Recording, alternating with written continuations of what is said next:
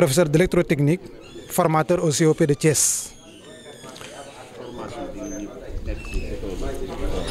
li ko formation bi li ko waral mooy dañoo constaté que biir Jaxaaw ñu dañ fi am entreprise installé ko fi mais bien sûr que amaguñu marché mais dañoo constaté xale yi ci seen bopp amuñu métier te jeunes yu bari dañuy xëy rek dem uti Jakarta te Jakarta du métier donc xale yi nga xam dañuy xëy suba defuñu dara amuñu métier amuñu formation amuñu dara vraiment dañ ci xalaat ne il faut que ñu trouver leen formation sur des métiers d'avenir voilà commencé nañu énergie solaire dañ ko étaler ci soudure commencé ko ci électricité bâtiment voilà donc on a des formateurs qui peuvent assurer cette formation voilà donc on a préparé na leen bu baax ba nga xamante ni nañu assurer formation jeunes yëpp commencé nañu première cohorte nag bi commencé depuis le 20 février on va mu war a jeex le 20 mars beneen jeune bu ci bëgg a bokk koo xam ne commencé wul te yëg information bi mën na ñëw fii à Jaxaaw donc en face Kër Moussa Diop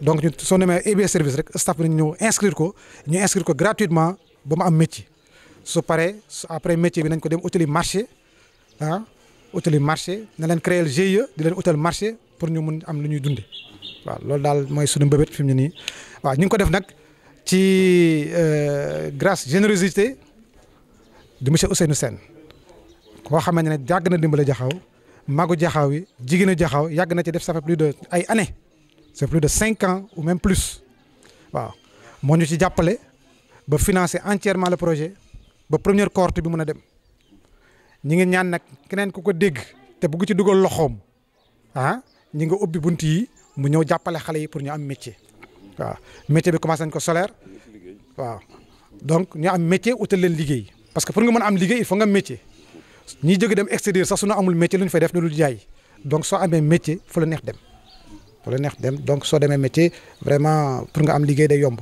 première cohorte bi ñaata lañ ak naka lañ ci fekkaandee. première cohorte bi sont à peu près 30 personnes lañu waaw 30 personnes mooy fanweer voilà 30 personnes dañu ni leen di choisir c'est simple dañoo jël information bi wax ko ci imaamu jàkka yi ne xale bu nekk biir Jaxaaw ba Thiali ba même plus en dehors du quartier te soxla formation waaw mën sax dem na mën na sax gën nañ Jaxaaw ku nekk fii ba biir Thiès soxla formation te amoo métier mën nga rapproché wu fii biir Jaxaaw en face Kër Moussa Diop entreprise IB service dinañ la assurer formation boo xamante ni bu mucc ayib voilà sunu surprise sunu pare dañ leen defal ay lijaasa créer leen GIE utal leen marché loolu mooy sunu mbébét voilà donc voilà ñu ngi ñaan tamit nguur gi jàpp ñu ci pour ci marché yi parce que xale su leen formé ba pare aussi il faut ñu utal leen marché waaw utal leen marché waaw mooy soo gisee énergie solaire grec wane nañu madame la première dame nekk ci àll bi joxe ay panneaux waaw mais ñi ngi monté panneaux yi ku ci amul métier mënoo ko monté waaw donc ñu ngi formé jeunes yi première cohorte bi ñu ngi def formé nañu def cohorte bi jaar jàmm na à partir du 20 mars jëm kaw keneen jeune bu xam ne soxla nga ko ak ku ñu mën a jàppale aussi beneen mécène bu ñu mën a jàppale pour ñu continuer formation bi ñu ngi ubbi suñuy bunt waaw di yaakaar ci yéen di leen xaar.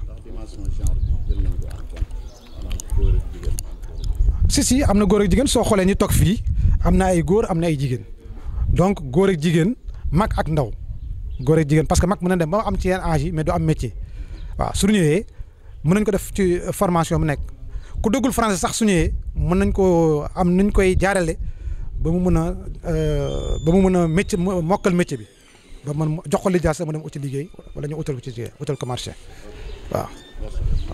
du benn nit moo ko initié ñoom staff boo xamante ni ñoom ñoo liggéey ci ginnaaw maak tamit sama benn collègue professeur ñoo koy kii monsieur Abou Dia donc mi ngi dëkk biir Jaxaaw fii c'est un professeur aguerri en maintenance c'est un homme de terrain waaw c'est un homme de terrain donc vraiment mi ngi formé xale yi ci anam bu rafet waaw staff bi tamit mi ngi considéré monsieur Moussa Danfakha initiateur projet bi la parce que ñun dañuy dem xëy liggéey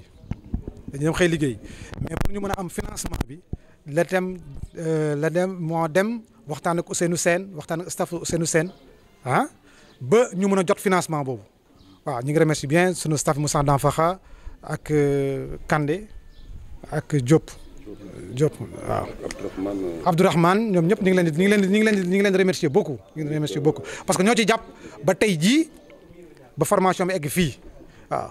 maa leen di présenter waat encore monsieur Abou Dia mi ngi dëkk biir Jaxaw vraiment c'est un professeur aguerri un homme de terrain qui mi ngi formé xale yi ci anam bu rafet waaw jërëjëf. maa ngi tudd Salif Sy bi dëkk Jaxaw waaw. yow avant formation te loo doon def. bon man avant tout dama jot a def formation en électricité et régie après ci laa dégg ñu initier formation bi après ci laa ñëw adhéré quoi pour def formation bi waaw. boobaak léegi noo gisee formation. waaw mi ngi avancé te gis naa ci njëriñ bi tamit quoi waaw ndax jot naa ci am tuuti notion avant may ñëw mais am na lu ma yokk waaw. après formation bi nag. après formation bi bëgg naa am ay marché yoo xam ne naa ko installé waaw loolu laa ci bëgg te ci kanam tam diplôme dina ma arrangé feneen quoi ndax booy déposé yenn papier di nga ko soxla pour njëriñ boobu la tamit moo tax ma gën a ñëw pour def ko. te loolu yaakaar nga ko ci projet. waaw yaakaar naa ko ci moom maa ngi gis njëriñ tamit quoi waaw. sa mbokki jeunes yi ci koñ bi ak ci Thiès loolu ban message nga leen di. waaw li ma leen wax daal mooy nañ ñëw def ni ñun rek ndax gis nañ njëriñ bi ci ne te buñ ñëwee branque gi defuñu ko duñu xam li ci ne buñ ñëwee ba dugg ci nañu xam njëriñ bi maa leen ñaax ñoom ñëpp ñu ñëw daal quoi waaw. Docteur au COP de Thiès voilà. Revenir un peu sur la formation qui est en train d'être déroulée. Voilà, donc cette formation est initiée par une entreprise bu nekk biir Jaxaw qu'on appelle IB Service qu'on a installé ça fait presque 1 an donc qui regroupe les jeunes de Jaxaw. Notre but c'est de former les jeunes de Jaxaw, les former et de les trouver du travail parce qu'on a constaté qu'il y a beaucoup de chômeurs, les jeunes abandonnent les métiers, ceux qui en ont, et ceux qui n'en ont pas se focalisent sur les Jakarta. Et ça, ce n'est pas vraiment un métier d'avenir. Donc, on a pensé avec notre staff de trouver des formations pour que ces jeunes puissent trouver un métier d'avenir. Ensuite, on va les former. Ensuite, avec l'entreprise qui va les piloter, on va créer des GIE pour les trouver du travail, des marchés au niveau national. Voilà. Donc la formation, on a commencé par la formation en énergie solaire, mais on va essayer d'élargir ça, électricité bâtiment, soudure, c'est suivant les besoins de la formation des jeunes. Donc on a commencé un premier groupe qui va être de 30 personnes, mais la formation ça va s'étaler sur plus de 100 personnes. Voilà, ça va s'étaler sur plus de 100 personnes. Donc au début c'était vraiment extrêmement difficile, parce que la formation énergie solaire, il fallait trouver des moyens. Il faut développer beaucoup de moyens. On a essayé de taper à gauche et à droite, mais grâce à la générosité d'un mécène, Michel Sen, de Sen de Jaxaw, qui est vraiment très très très généreux, vraiment qui nous a aidés pour ce premier financement de ce premier cohorte de 30 personnes pour qu'on puisse les former. Voilà. Il a vraiment fait l'essentiel, franchement. Il a vraiment fait l'essentiel. On le remercie beaucoup. Parce que nous était lui, vraiment, la formation a été bloquée. Parce qu'il faut beaucoup de moyens pour pouvoir démarrer une formation en énergie solaire. Parce que le matériel coûte très cher. Voilà. On le remercie beaucoup. Grâce à Dieu, on va commencer le premier cohorte qui va se dérouler jusqu'au 20 mars. Ensuite, la formation va s'étaler encore jusqu'à 3 mois. Et comment les bénéficiaires ont été choisis? Bon, on a commencé avec mon staff de lancer l'information au niveau des mosquées. On a vu les 2 mosquées de Jaxaw. L'imam, on a parlé avec l'imam, on a fait passer l'information pour les jeunes qui habitent ce quartier et qui ont besoin de formation, qui n'ont pas de métier, qu'ils puissent venir, qu'on va les former gratuitement, grâce à la générosité de M. Mamadou Sen, Ousseynou Sen. Donc grâce à la générosité de M. Ousseynou Sen. On le remercie vraiment beaucoup. Effectivement, on est en train de travailler dessus. Après la formation, on va créer un GIE. Déjà, nous avons une entreprise. On n'a pas encore de marché au niveau national, au niveau de la région, mais on va les créer sous forme de GIE et on va aller attaquer les marchés. On va vraiment tout faire pour essayer de trouver des marchés.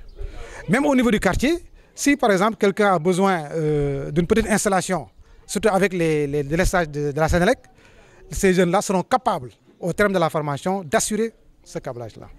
Ça, je n'en doute vraiment pas. Parce qu'il y a un staff, des professeurs qui sont bien formés, qui vont assurer la formation jusqu'au bout.